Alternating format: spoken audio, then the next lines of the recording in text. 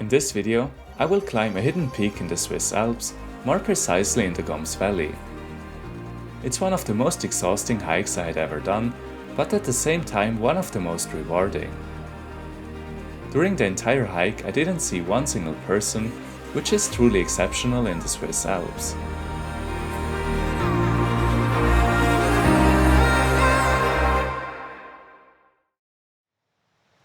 Good morning. I will do another beautiful hike.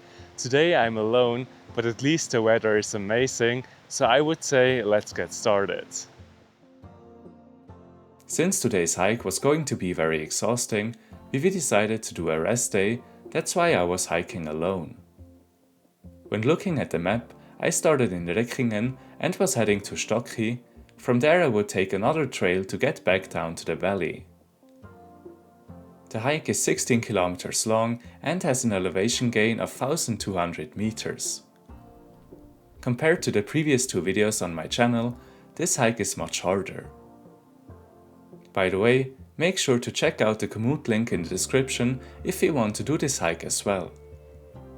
The first part of the hike was quite easy, but I knew that it would get more exhausting soon. The weight of the world falls off my shoulders as the weight of your love comes crashing in, come crashing in.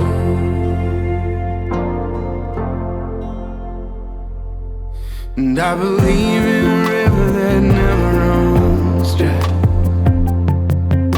Fears washed away in the waters of life. So no more playing it safe at the river's edge. I let go and I dive right in. As you can see, it will get really steep now. I'm already sweating a lot, but so far it's so beautiful and I haven't seen anyone yet. The route climbs steeply from the valley floor into higher alpine terrain and gives you impressive views over the Goms Valley and the surrounding peaks. It's a quieter hike compared to the more touristic lake routes, which makes it feel very authentic and remote. As you gain elevation, the forests slowly thin out and the landscape opens into wide alpine meadows. The only sounds are the wind, distant cowbells, and your own footsteps on the trail. Reaching the higher sections feels incredibly rewarding, with the vast mountain scenery stretching far beyond the valley below. I was very motivated and knew that the hike would get even better from now on. It's all waiting for you. It's just the beginning. It's just the beginning.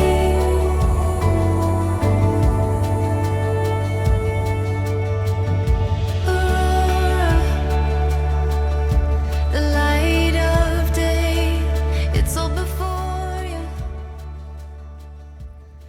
Just look at my arm. I'm sweating so much.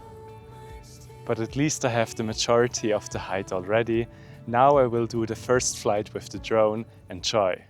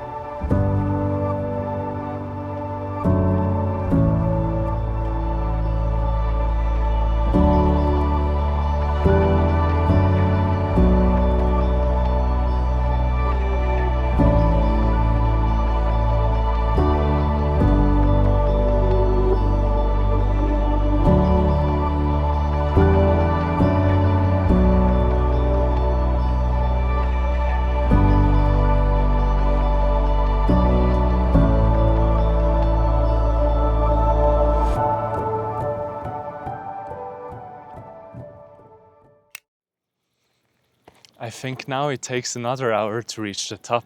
Let's do it. From here on, the trail becomes noticeably steeper, and at times it feels like you're walking almost straight up the mountain. The climb demands steady steps and a bit of endurance, which might explain why this route remains relatively quiet. But with every meter of elevation gained, the views grow even more impressive and expansive.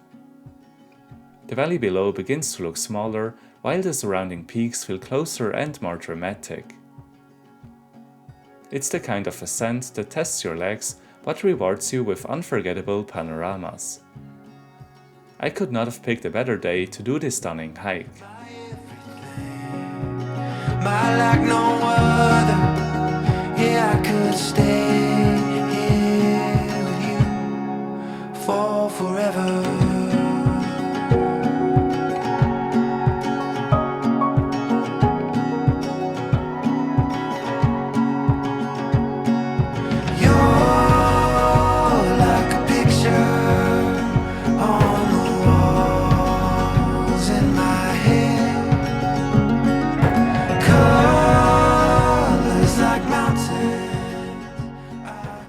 This here is a Triangulationspunkt, which I didn't expect up here.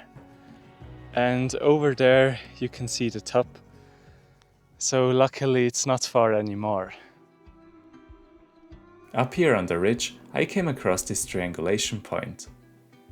But do you know what a triangulation point is actually used for?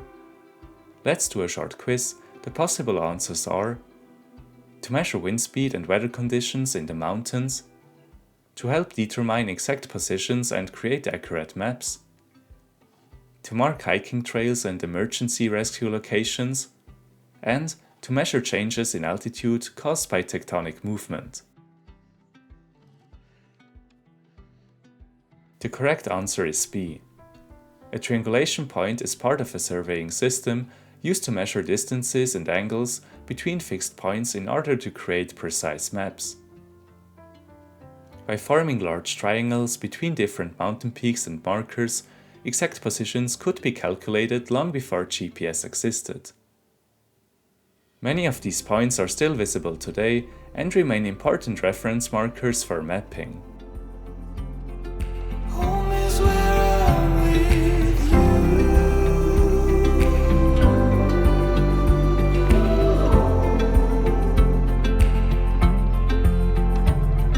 The trails I've run, infinite waves I've spun. Yes, I made it to the top. This is one of the steepest hikes I've ever done, but it was absolutely worth it. The view from up here is just amazing. Now I will do the second flight with the drone, and then it's finally time to eat lunch.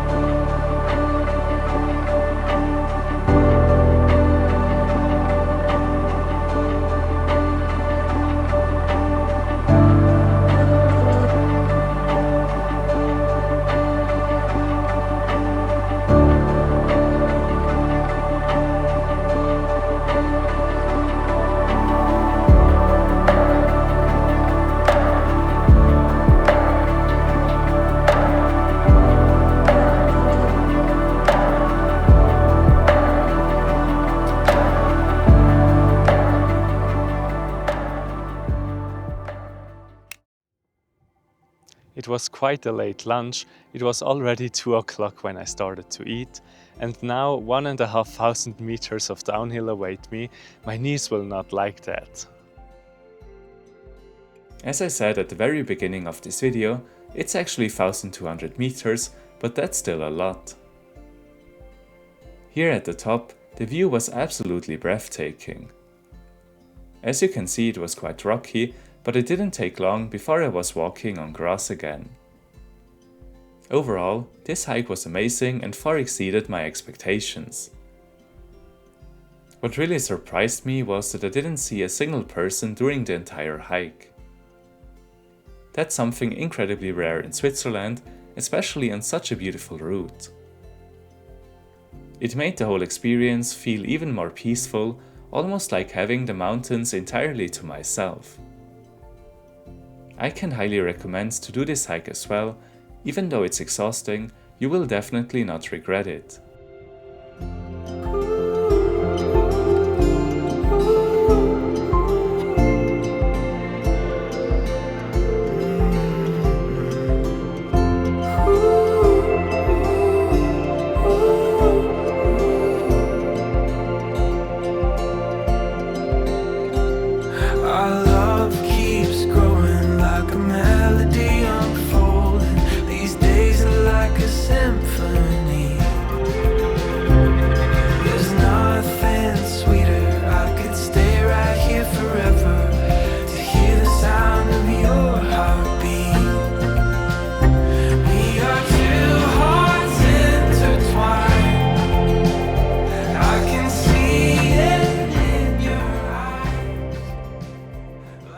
I will end the video now, as you already saw what's coming next.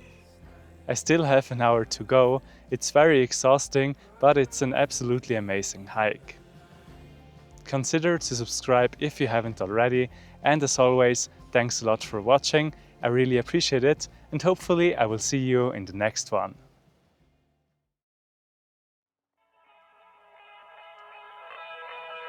In the next video, Vivi and I will do another beautiful hike in the area. We started on the Grimsel Pass and hiked to the source of Switzerland's longest river. Once again, the views were breathtaking and it was nice not to be alone anymore. Make sure to subscribe to this channel if you like this video, so that you don't miss out on my next adventure.